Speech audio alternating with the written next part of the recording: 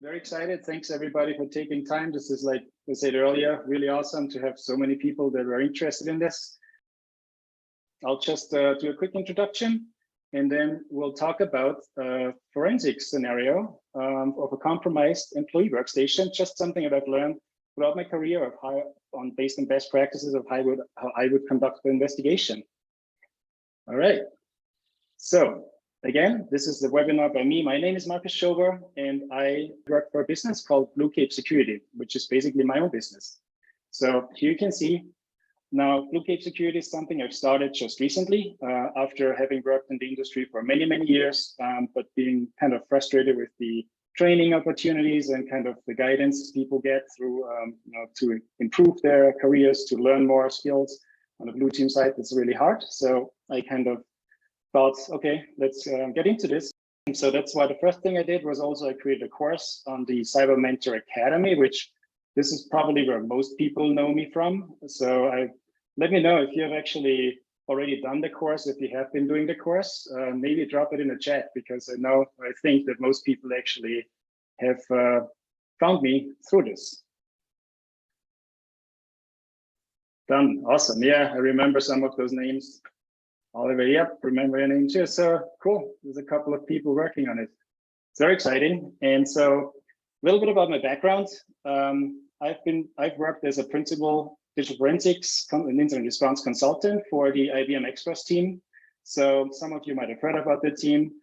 For many, many years, I've actually been doing investigations, helping clients and companies when they have, when they're facing attacks, when they're facing cyber attacks, doing investigations, leading the crisis management, but also a lot of what I was doing was working with the companies to just help them improve their security posture, improve the incident response program, just to make them better prepared so that the next time they are actually more effective, and the impact of such an attack might be a little lower. So there's lots to be learned, because as a consultant, as you can imagine, you see a lot of different environments. You see the good, the bad, the ugly, you see all kinds of different things. So a lot of lessons learned, and for some of those, I've also built training and courses and environments and programs, and I've also worked on building cyber ranges. So a lot of experience there that I've gained that I just really wanted to now decided to share with the people that that I can help with through coaching, through training. So that's where all this is coming from. But before that, I was also working as a software engineer, as a consultant for many years. Started out as an IT engineer, not in the typical sense, but more on the mobile device side of things. So for anyone who still remembers Nokia, that's kind of where I was coming from. And then people here always ask about certifications. So here you can see some that I have, some that I don't, because I guess you just pick them up as you go, some of those. But I usually was just more like, when I was working in the field, of course, you get trainings and then you get the certifications. But it was not my major goal to just pick up as many as possible, usually. Okay, so with that out of our way, one more thing we need to just discuss is the disclaimer. Of course, everything I'm going to show you here is just based on my own experience and best practices that I've seen and learned in the field. So I disclaim any liability to any party for any errors, disruptions, damages, or other negative consequences resulting from applying the information I share. Just making sure it's not my fault if anything goes wrong, but again, doing my best to, of course, provide you with as much information as accurate as possible. And also there's no legal advice. And this is very important, because if you do work in forensics, a lot of that has to do with legal. So, please always consult your own legal counsel for any situation, because every situation is different. So I'm not giving any legal advice here as well.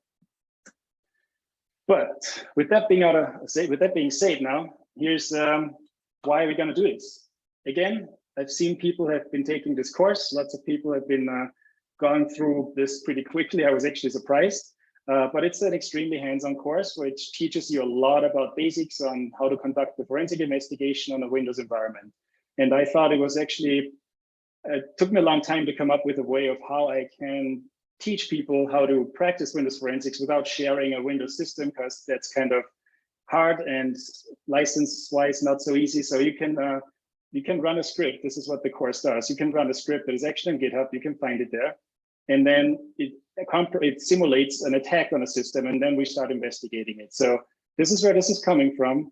And then a lot of people that have been doing this, once they were finished, they also asked like, okay, now I've got the skills, I've been doing training, but so what does a real world scenario look like? Like, how would I apply these skills? So a lot of you might be working in the field and might just be looking for some additional input. That's totally fine. We'll do that here. A lot of you might want to get into this. They're just curious about how this would go. That's exactly what we're going to be talking about here as well. If you want to practice more in-depth skills, feel free to check out the course. I'm not going to further like promote it here, but I'm just going to say we won't be doing like a technical workshop here. This is more like a how to go through the scenario.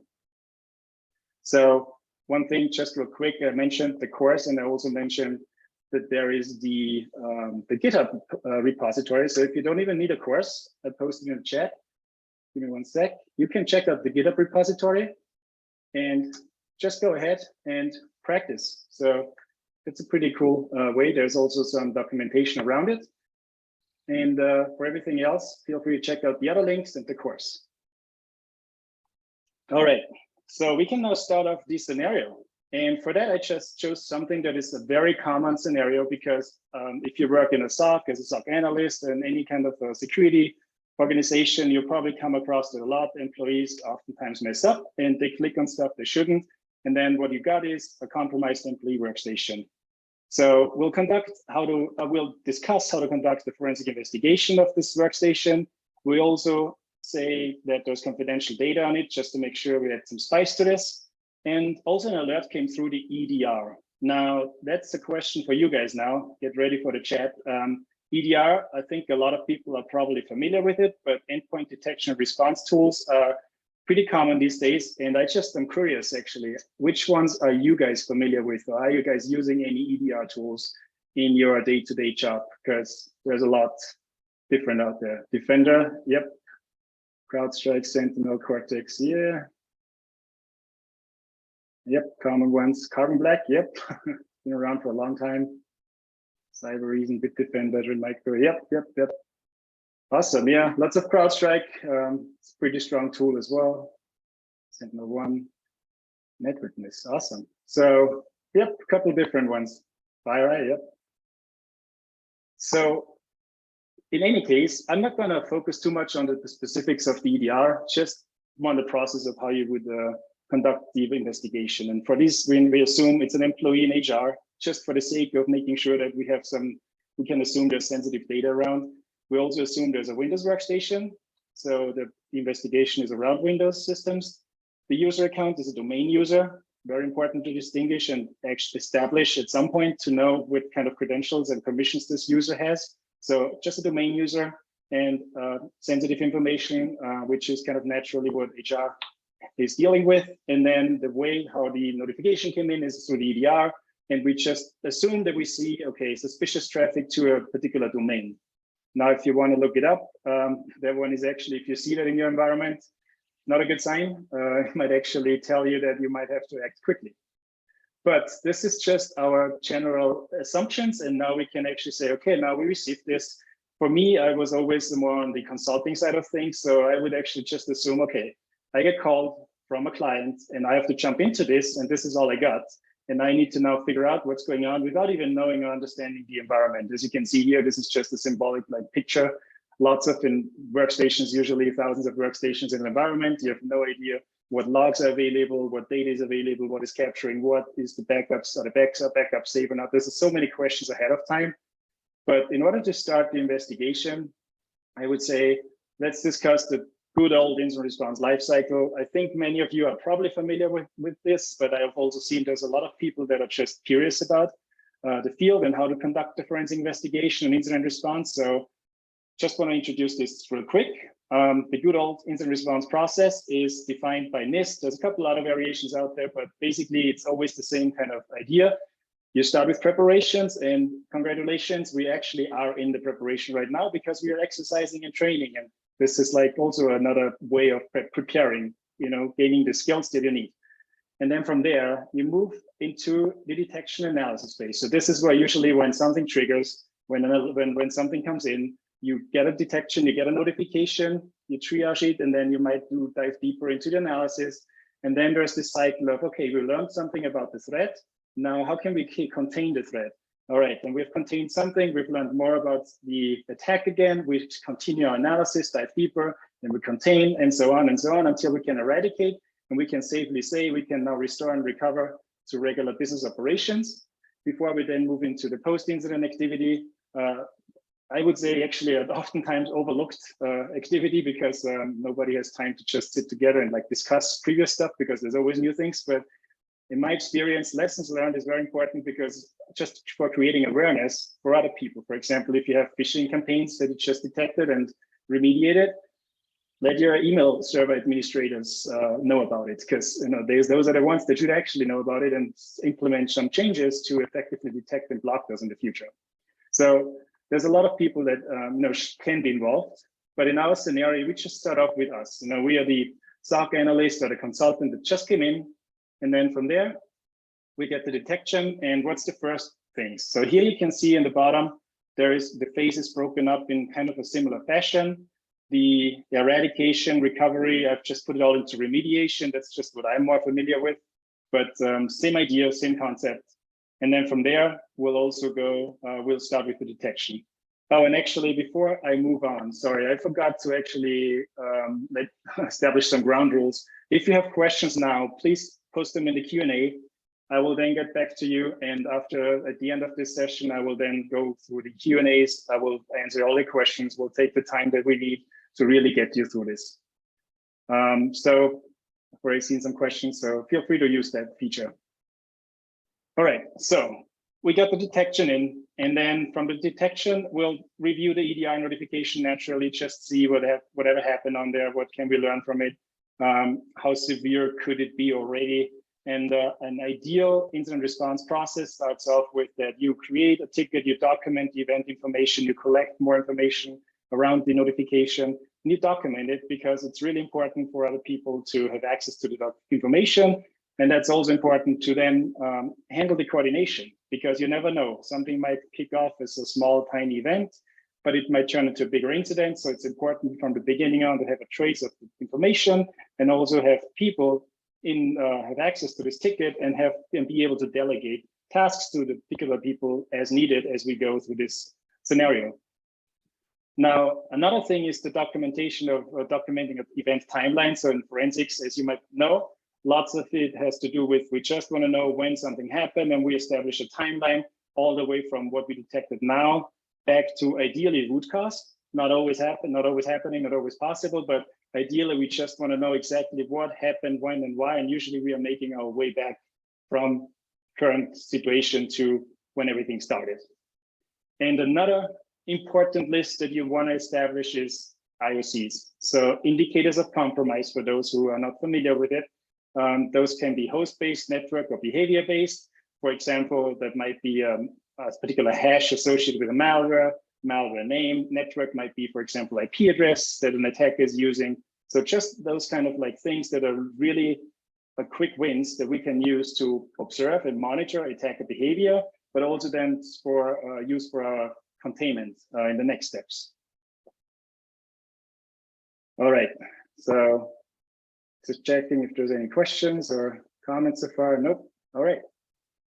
So the first thing you do, forensic analysis would usually say, you jump onto this host and you investigate it. But if you have the luxury of having an EDR around, like a lot of you do, then we do the rapid analysis and triage in the enterprise environment, at least. So you dive into the host analysis, and a couple of things that you want to learn about the particular host in question is already, are there any network activities and any network connections that are active right now? Any processes that might be suspicious aside of those that were captured in notifications already? I know a lot of EDR tools nowadays are pretty smart and are doing a really good job in capturing malicious processes, but not always. So you want to manually verify, you want to manually see if there's any other processes running in the background, or any files that might have been created, registry keys written, deleted. So anything that might have happened lately. And this really depends on the capabilities of your EDR. But a quick triage is important to just understand the scope of, hey, is this just one thing that executed, or is there been activity on this host for 2 weeks now, and we just running about this now? That's, I think, the one of the most important goals at this stage. But what we have now is the IOCs. So the IOCs, we know, they apply to this particular host or the event that we just learned about. But now we also want to make sure, hey, is this just a particular host, or is there more going on? Do we have something like an enterprise-wide compromise? That would be pretty bad.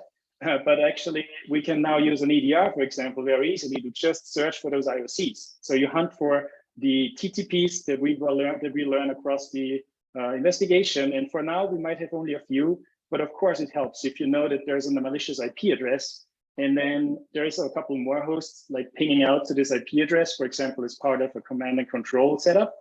That is a bad sign. But if that's something you can easily and quickly search for through your EDR telemetry. And so this just helps us to, first of all, understand the scope, right? Do we have a contained single host compromise, or is there something bigger going on that affects our entire enterprise environment? Now, first of all, we need to understand when we classify this incident now, is it a false positive, typical kind of scenario? And please, I've come across ransomware cases where everything started off because somebody declared them the first initial signs as a false positive. So do not underestimate the power of false positives. It might be a true positive, and then things just go south from there. So it'll be really important to understand what you're looking for and what it means. So skills, right? Skills and experience. Now, usually classify this incident then into severity levels so that you know the next type of actions that need to be done. Is it a low severity incident? Is it something that's contained? And you might not have like an urgency there, or something that can spread quickly, and we need to pull in additional people and so on.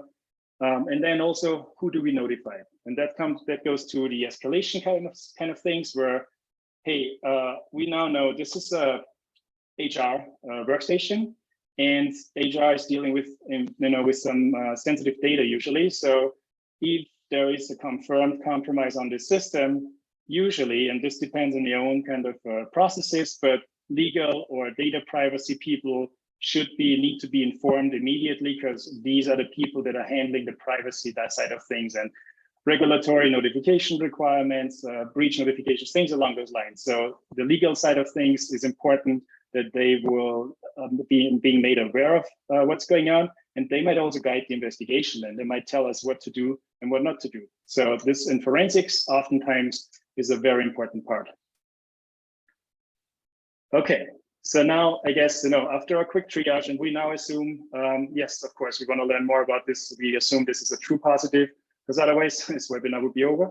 And also the evidence preservation and forensic analysis that we are kicking off now has a lot of caveats. So we need to really thoroughly think this through and plan it so that we can do a good job there on the analysis side. But we have IOCs. So before we dive into forensics process, let's see what we can do there. And that's where this circle kind of comes in place, right? You have analysis, now we have IOCs, now we contain, then we analyze the hosts, for example, that we've just been talking about a little more in depth. But in the containment side of things, this is something that a lot of people might not be too familiar with, on the forensic side at least. We can, of course, first action is isolate the workstation if that's possible, or if it makes sense. We want to take care of the user accounts that might be affected, because attackers might just be reusing them. There might be user accounts logged onto the system that an attacker might be able to dump from the memory and use those credentials to move laterally. So a lot of things that we can learn through the EDR already, then just deactivate or monitor those user accounts to prevent further damage. And now we have those IOCs, and those IOCs is something that we need to carefully understand what we can do with those. And something that somebody named David Bianco, some people might have heard of him, is pretty famous in the industry, came up with a couple of years ago was the pyramid of pain for the threat actors in terms of the IOCs that we can respond to. And I think this is actually very interesting to understand, because everybody knows if you generate a hash from malware, for example, and you block the hash, typically in a generic kind of attack, that might work. But if it's more advanced, if you have like real people doing something maliciously, it's not a big deal for them to just swap out or flip a bit, and then the hash is changed, and it does blocking and looking for hashes doesn't do much anymore. So next thing we can do is we can actually look into the IP address and then say, hey, let's block and monitor those IP addresses. Also something an attacker can change quickly because they might just have more available. Same thing for domain names, a little harder, but they can swap those out if needed.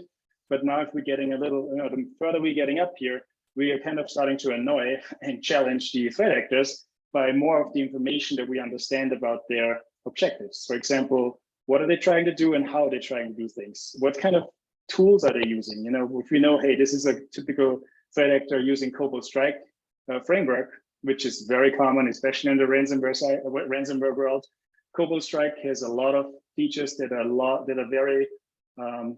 very common and that are very well known. So you might look for this particular features, you might look for the particular forensic artifacts that _strike leaves behind ahead of time proactively, and then block those. And that would make the lives pretty hard because swapping those frameworks out or the entire TTPs of how they approach something, that's hard. So for example, if a TTP might be if a threat actor is known for creating a specific phishing email and using a specific particular exploit, for example, to get a foothold in the environment and then do a specific other next step and so on. So if you understand the entire behavior and the chain of it, that's hard if you can block that, if you can monitor for that, for them to then get by that. So now let's say we have contained as much as we can based on the IOCs. Now the next section is just all about the forensics process that we need to conduct in order to investigate the system of interest. Now we go back to the analysis. We've contained. Now we really want to learn more about the host because let's say EDR doesn't show us everything, might be historic data that we want to be looking at. So this is the problem with EDR oftentimes. It only logs telemetry for a certain period of time. And if something happened way back, then you can't just grab those artifacts or the information through the EDR. So oftentimes that's where we then need to actually get our hands on the system. And this is the forensic process. And you might have seen that as part of the course, but the forensics process, and this is the most important thing, always starts with a proper plan of how to collect the data, because everybody thinks forensic analysis has something to do with analysis, but the collection is always where things go wrong. It's the most important part because that's where you actually rely on people that are not too familiar with the forensic process. For example, IT sysadmins that you just ask, like, hey, can you get me an image or something like this and that here and there, and they just don't understand. They're not familiar with a forensics process, with how to follow certain best practices. And some of those are the considerations are for collection is the quality order of volatility. Everybody might have heard about that. It's you start with the least volatile data first, for example, the memory in this case. And then from there, once you got the memory collected, we look into how to gather data from the disk, for example. So that's a typical order of volatility. Now then you also maintain chain of custody. That's something where you need to talk to legal about, if there's any potential litigation following this case, then you might really want to make sure that everything is documented based on who is handling the evidence, how are you handling the evidence, when, where, how, and then also, as well as creating hashes of every single piece of evidence so you can verify the integrity at any time later on. So those are the best practices in terms of collection, but we still don't exactly know what do we want to collect. And this, I think, is the most important part because there's some important factors. You need to, first of all, in an enterprise environment, if something is compromised, if something is urgent, if there's a potential spread of, if the risk is high, that there's a potential spread of the attacker getting into other environments or into more critical systems, timeliness is of essence. If you, for example, consider just grabbing the entire disk and memory image of a particular workstation, this might just take a very long time, some days, some even weeks. So not ideal. We want to make sure that we understand, first of all, okay, how quickly do we need to act? And what is the most that we can get done within that particular time?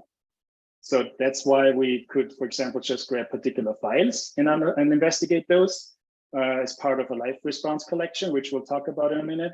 Or we are fine with just waiting a little longer and therefore getting the full disk image and memory image. Now, the second thing is these days, a lot of it is in the cloud or virtual. So is it a first physical host or virtual host? Now, virtual hosts could potentially make things easier because you have remote access. You could potentially just grab the memory easier, and you could also just take a snapshot and provide this an image to snapshot so that an analyst can then look at it much quicker, depending on the size, because these days memories can be pretty big. RAM can be up to a lot of gigabytes, and disk images are terabytes of size sometimes, so not that easy, but virtual makes it easier versus physical. Oftentimes, like an employee, for example, working from home, imagine, will have to ship their laptop or whatever they have to their office, first of all, so that they can actually take an image from that. And you can imagine that is just a huge delay and not always practical. But there's also reasons to do that. If, of course, if you have time to do a full disk analysis later on. So that's why we come up with the two different types of information that we can collect. We can do live response collection, and we can do a full disk and memory image, capture full disk and memory image, depending on the use case here. So now, what do we want if we collect the data? And this is part of the Windows Forensics course as well, because we need to then say, let's say we want to do live response data collection. We need to pick and choose, because there's some bigger files, there's smaller files, and we need to understand what are the important forensic artifacts that serve our purpose. It's always different, right? It's not always the same kind of artifacts, but there are some really important ones that everybody should know about. Now, what of volatility? Always we want to start with the memory. If that's something we can do, really important, because as you might know, there's active network connections that you might be seeing on there, something that is not something that you won't be finding on the disk so easily, or just information like that you in the memory that is just you literally get a copy of the live system, so you just see everything that just happened on there. Whereas on the disk side of things, everything or most of the artifacts are not always just up to date on the latest and everything that happens. So definitely important factors. And on the disk side of things, what are we investigating, for example, in our case? Now, if we are, for example, dealing with a workstation that has confidential data, an attacker usually likes to steal this confidential data, so data theft might come into our mind. And then we need to see, okay, how does it usually work? So if you have data theft, most of the time, attackers look for any shared file shares that are mounted to the workstation, any data they could grab from there. Oftentimes, they just archive it in a zip or a RAR file, and then they upload it to their own staging server, for example. So in our case, we wanted to, for example, see if there have been files accessed, which is oftentimes captured in the registry, but also if there have been files created, for example, those zip files, those RAR files, that might have been used for data staging. So that's already, based on the analysis that we are looking at here, that's already something that is definitely interesting. And then there's Windows event logs. They capture a whole lot of information, but if we know the tools, for example, or the TTPs that the threat actor is using, if we're talking about Cobalt Strike, for example, that could be interesting because a lot of it depends on PowerShell, and you might have those PowerShell logs in your Windows event logs captured, and also even the commands that they're running, the scripts they're running. So if that's of interest, we definitely want to look into the event logs, aside of a lot of other things you can find, for example, persistence mechanisms or logons, things along those lines. And then there's other Windows artifacts. So those are the ones Microsoft has created a lot of data, a lot of features on the Windows system that just for the sake of user compatibility and for user experience improvements and compatibility improvements. So a lot of kind of data like that is stored in different types of files or databases, but those are really interesting for forensic analysis as well. Speaking of Mcache, for example, Shimcache and so on. So Mcache actually is its own hive. So this is where we need to understand, this is interesting to us. If so, then we put it on the list of our data that we want to collect.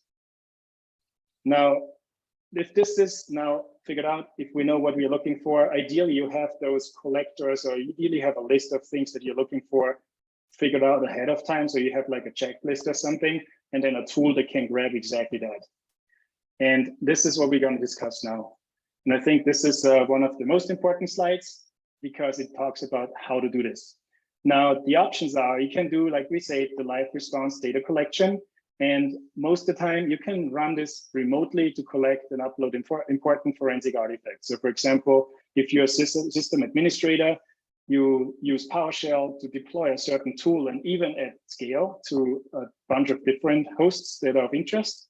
You execute the script, and the scripts will then just automatically grab those forensic artifacts, put them, for example, in a zip file, and automatically upload those in, let's say, an FTP server, for example, that we have access to as an analyst. So some of those that are lately that have become pretty important, some of those data collection tools is CAPE. You might have heard about it.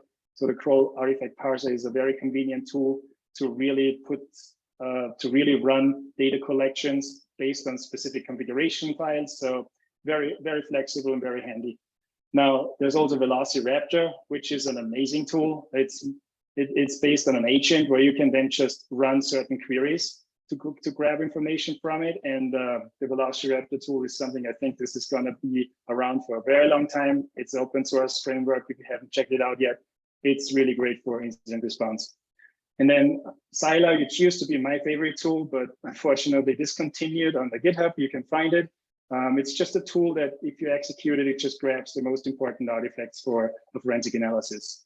So just a couple here. You might actually have seen more. You have done or used other ones. You can even just use PowerShell if needed, but for some of those files to grab, you need like system level access, and that's not always so easy. So these tools are great. And so now we talk about the alternative options, which in our case, let's assume we want to grab the full memory and also a disk image. And that's, you can see already, there's a lot of if and then. So first of all, are we dealing with a virtual machine? Second of all, if it's a virtual machine, is it in the cloud or do we have hypervisor level access? And that's a huge difference because nowadays, and I recommend everybody to become more familiar with cloud environments because nowadays more and more cases are running based on like, some kind of cloud aspects. But if, for example, let's say a virtual machine is in the cloud, then you can't really just suspend it and, for example, grab the memory from there. You need to run a tool, for example, FTK Imager, but there's others, to acquire the memory on the live system. Of course, they will tamper with the evidence technically, but that's our only option in that case. And then once this is done, we can take a snapshot usually, and then we can image the snapshot to create a disk image. And then if you go through this process, you can imagine this actually takes a while and there's a lot of obstacles. For example, do you know how to actually, do you have access to your virtual machines in the cloud, or do you need to first call up your cloud engineers? Do they know how to actually run a forensic data collection process, with all the considerations we just talked about?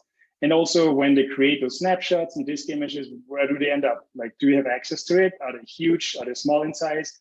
Can you download them to your lab, or do you have to like get an account to access those? So there's a lot of these things that usually you just figure out when you have no time for this. But there's also the other option where lots of VMs are nowadays running out of hypervisor level, out of VMware, for example, vSphere, where you have hypervisor level access, and even down to like VirtualBox that we've been using on this forensics course, where you can just take just suspend it, and then from this when it's suspended, you can grab those memory files into disk files. So on VirtualBox, there's a command to do so. On VMware, there's actually files being generated that represent the memory, and also also files where you can reassemble the disk image. So that's pretty awesome if you can do that, because that's just, you can just tell the sysadmin, for example, hey, let's just suspend the image and then grab this particular folder, which contains all the files we need. And then for physical systems, that's still oftentimes, of course, required, but that's something where you need to run a tool to acquire the memory on the live system. Nowadays, a lot of EDR tools actually can do that for you, actually. I should have mentioned it earlier. So if you have the ability to do that, that's awesome. But if not, if you actually need to create a disk image, for example, you can do it live on the system. Again, not the perfect case scenario, but because you need to install it first. But the best option we have, if it has to go quickly, or you can go the old school way. And I've actually gotten questions ahead of time before this webinar, where people were wondering, how do you create a disk image of a physical system? In theory, or what you can do is, for example, you can even shut down the system. You can then physically physically disassemble and get the hard disk out of the system, and then connect it to a write blocker, which is a tool that prevents that anything is written to the disk, and you can only read from the disk. Connect it to your forensic workstation, and then just create a bit by bit copy of the disk. So that's the way to do so. I think, of course, in law enforcement, for example, that's a very common scenario. In enterprise environments, not so much, because it's more like, my experience at least is time is of essence. We don't have time to ship disks around or laptops or things along those lines. So this is definitely something that is very important. Okay, so once we have the collection done, and once we have access to the collection and the data in there, of course, it depends on our forensic workstation of how we handle the evidence. There's a lot of tools that we don't need to go into more details, like people are used to, commercial tools like NCase or Xways to perform a forensic analysis. In the forensics course, we just use small tools that do like one particular job really well, open source tools, a lot of those, for example, Redripper, Eric Zimmerman tools, to just analyze particular artifacts. And I'd say in an incident response process, it's important to be able to just quickly grab and analyze a particular artifact, because again, time is of essence, and we just might not have time to have NCase process a disk image for 2 days until, of course, it shows us a lot of awesome information then, but it might just be easier to just grab and analyze quick, like execution artifacts, persistence mechanisms, if we already know what to be looking for, and put those in a timeline, and then respond to the investigation lead that can then make sense out of the data that we've just collected, which then goes into the reporting part of it.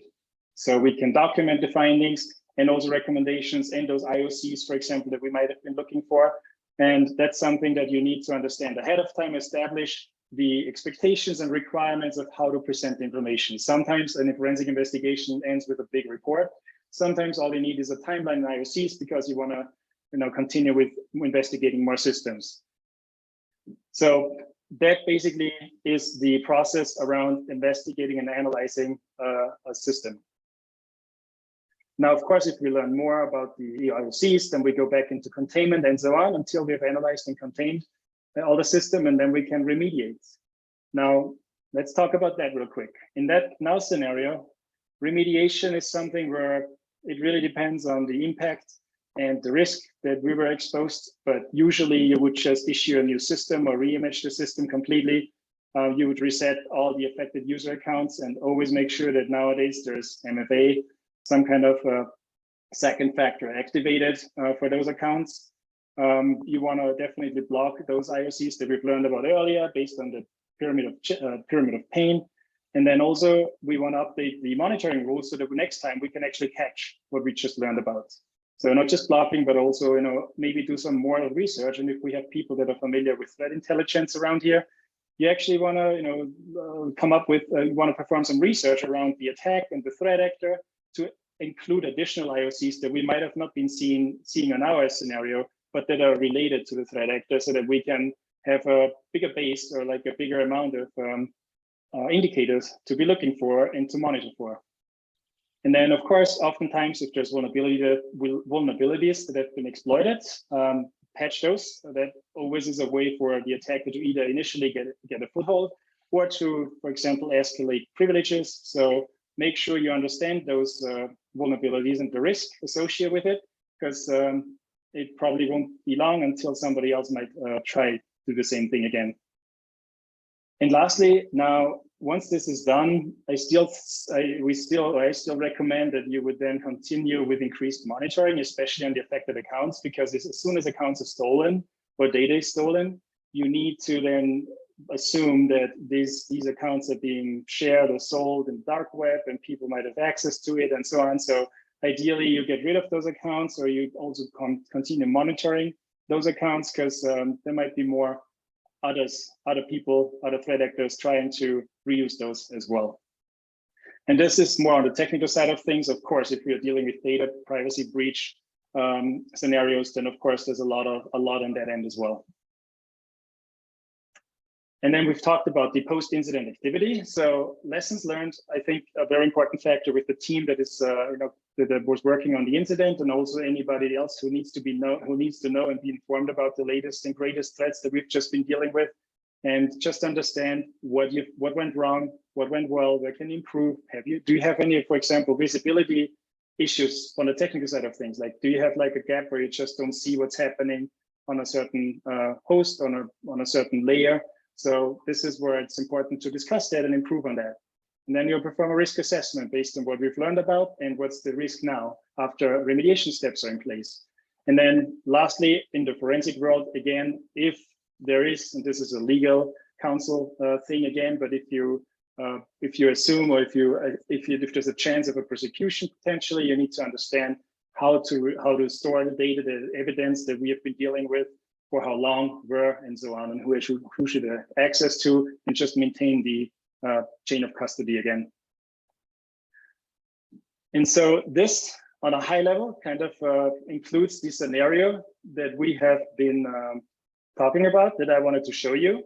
Again, not on a technical level so much, because that's just something you can practice your skills on your own, but more on the process level of everything that we would usually come across when you start investigating from start to finish, actually investigating a case like this. Now I have a few more things that I can show you that I wanted to get across in terms of how you can improve, how you can train up, and how you can become like an expert level on the DFIR world. So everything that I was always recommending, and it's pretty common in the industry and the DFIR world, if you want to improve, you always need to focus on 3 pillars. And that's just not something that you see on every marketing slide. I really believe it's actually true, because you have the people that are dealing with the scenario itself, that need to have the skills, the experience, but you also have to have technology and process in place. Like I said earlier, if you have fancy technology, but you have gaps in certain areas, you're still missing out. So technology is just the enabler so that you can actually see what's going on. And the more, of course, the better, but that's always very costly, and that's something organizations can't just change so easily. Now, processes definitely need to be in place, because broken processes just cause disaster, like, chaos, disaster. Whenever there's like a bigger incident, like with ransomware cases, what I've seen over the last couple of years, and I've probably worked a couple dozen of those. If there's no process in place, everybody's just running around without a plan, chaos. Nobody knows what their roles is, what their responsibilities is. So this is more like where I say establish those ahead of time, make sure those are practiced and people understand what they're supposed to be doing before you really need to apply those.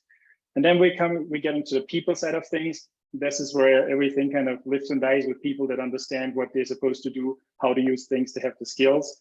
And it's an extremely valuable skill. And so I'd say, which is what we are doing here right now, invest in yourself, because you can't change an organization so easily. You might be able to have some impact to this, but you cannot just say, hey, let's buy a tool that is like a couple $1 million so easily. But you can get better in a lot of things by yourself, on your own. Invest in yourself, gain the skills you need, and then just become an expert, because in the industry, there's a huge shortage, as most of you might know. It's harder for the entry-level people to get into this, because it is a specialty skill. You need to have some experience and some foundational background. I used to be a team lead as well. I prefer to hire people straight out of college, which was actually awesome to train them up. It took a while, but it was actually very helpful. They were like very motivated. It was awesome to get in there. But there's not a lot of companies that can actually afford to train up those people and have the resources, even the knowledge to train up people in that area. So I would say, if you're in a position where you can have some access and exposure to this environment, we can actually have practice those skills. Do it on your own, because as the more you get on there, publish about it, because the more you publish, the easier people will find you, and more people will reach out and see you as an expert. And if you're ever looking for a promotion or a next step up in the area, then it should be pretty easy. So that's why I totally recommend that, it's more people thing. We're responsible for ourselves. We have to invest in ourselves. And so how you can train up is something I wanted to discuss real quick as well. Now, I call this the DFIR training pyramid of pain, and actually, because I think it actually comes down to a few steps. So on the beginner level, you have, you're just getting your feet wet, but also you might have explored a few forensic artifacts, and you have done a little bit of ethical hacking. And this is why it's harder on the DFIR, on the blue teaming side.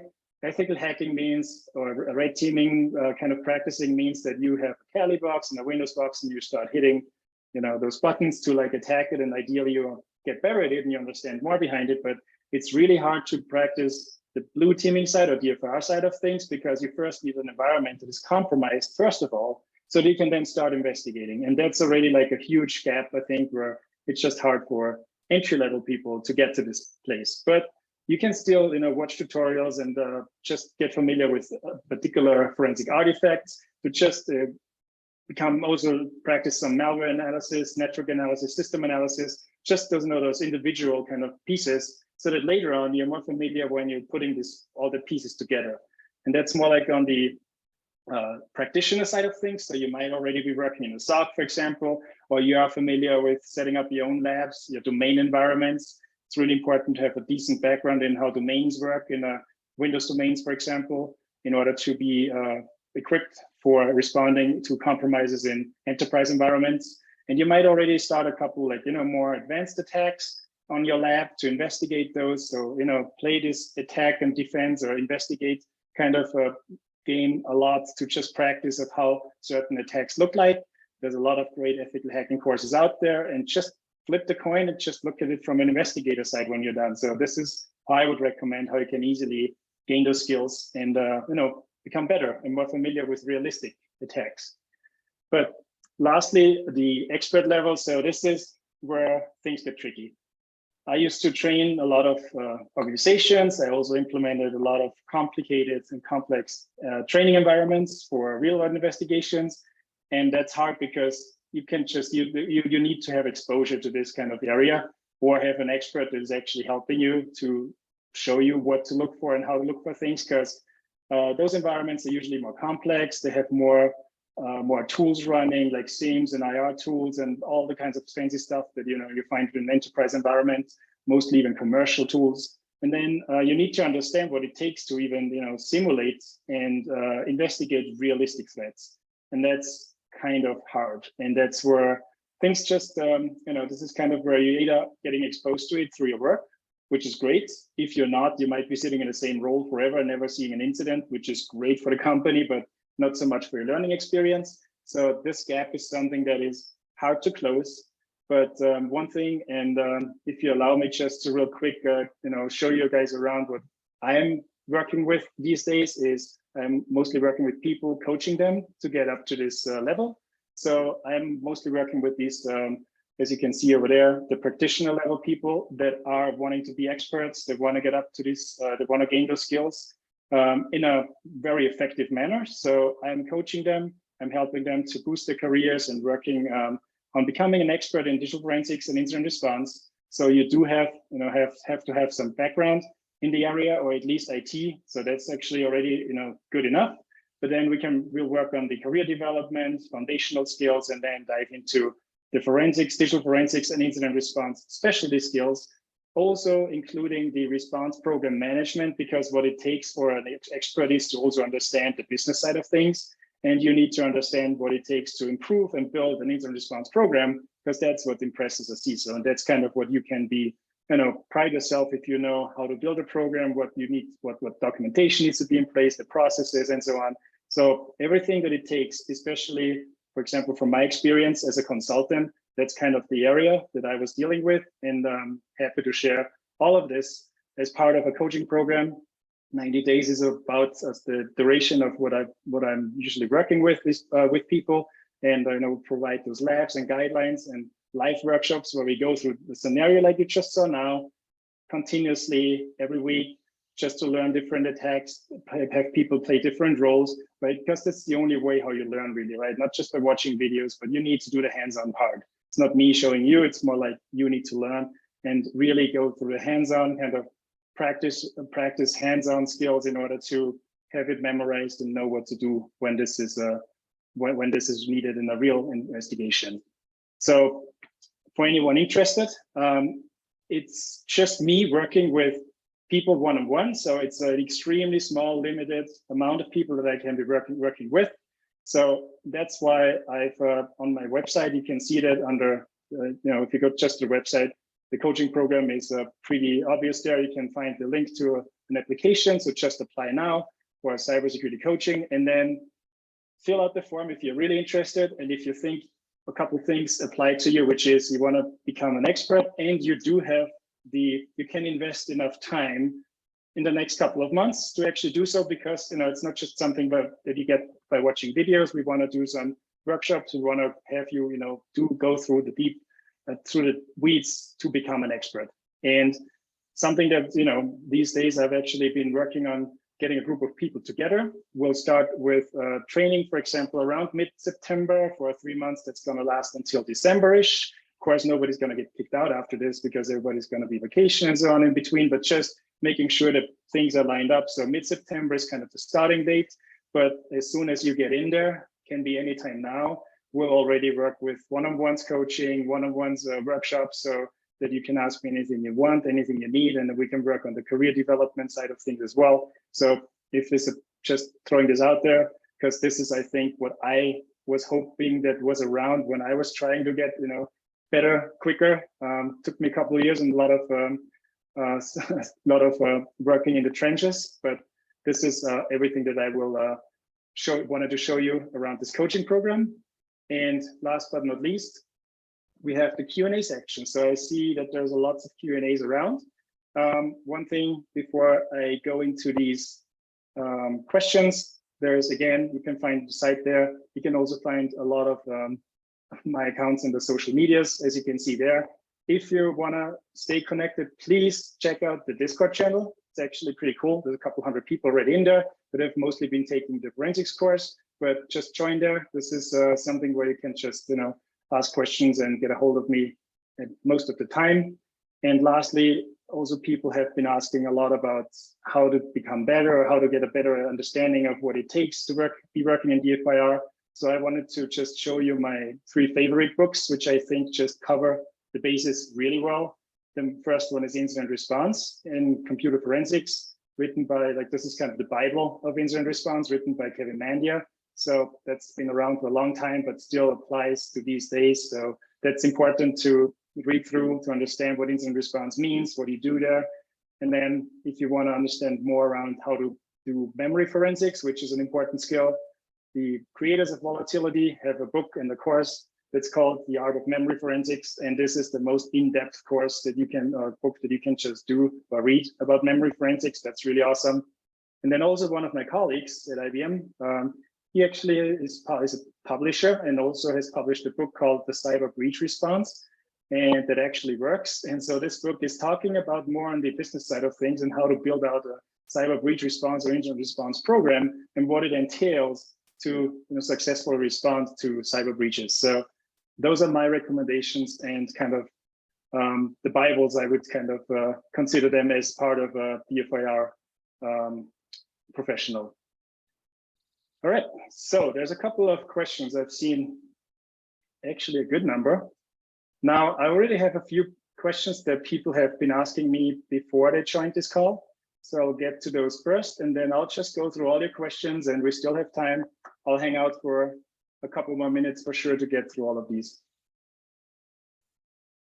Oh, thanks. I saw people actually just shared the Discord link, which I totally forgot. Thanks a lot. That's awesome. Okay, so there is a question how to detect if data exfiltration happened and if there is no DLP and the traffic is encrypted. Well, I think the exfiltration has several steps. You can see on the network layer, and you can also see on the file system layer what happens. So if there is exfiltration to a particular server, you'll see the domain name or you see the IP address if you can find it. And if you want to see what actually is part of the exfiltration or data, you will have to look into a couple of areas. For example, which files and folders were accessed by the compromised account. For example, user shellbacks, specific registry hives that you can find it out.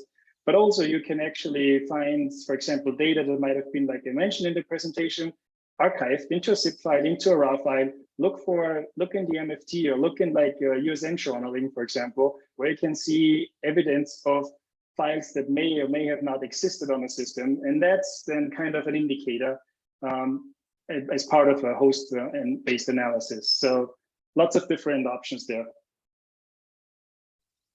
So what about physical device laptops where you can't suspend like VMs? Okay, I think I've covered data collection from physical systems. What tools are being used conducting forensic investigations? Lots of different options, commercial and open source. So check out the course, I would say, because that's all freely available open source tools that you should be familiar with. Which industry standard certifications should we do to get entry to mid-level forensics job? Okay, the certification question. Well, entry is hard. I think I have gained some certifications in the past because I was just very motivated and curious, and there's nothing wrong with getting certifications at all. But at the end of the day, you would have to prove your knowledge, and a certification on your resume might be helpful a little bit to get through HR process. But at the end of the day, I've interviewed and hired a lot of people. I've also interviewed myself a lot in other places. You always get to talk to the people that know their stuff. And if you can't just speak, if you've gone through like hundreds of PowerPoints and at the end of the day, you took a multiple choice test and then you got a certification out of it.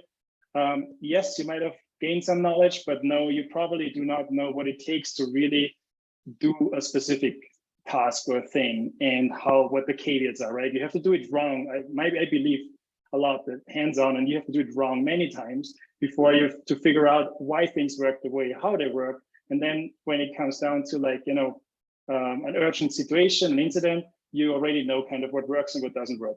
And that's not something you can learn based on PowerPoints. So that's why certifications are, if you can pick them up, great. If your employer pays for a SANS training, of course, why not? I mean, hopefully you don't do it on your own, but the SANS trainings, you know, if you have it on your resume, it's certainly a great thing to have, but that already means you already have a job that, you know, gives you like the exposure that you want to have. So it's kind of a chicken and egg problem, I know.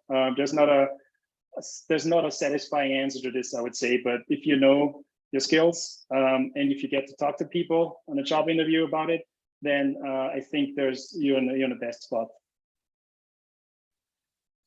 All right.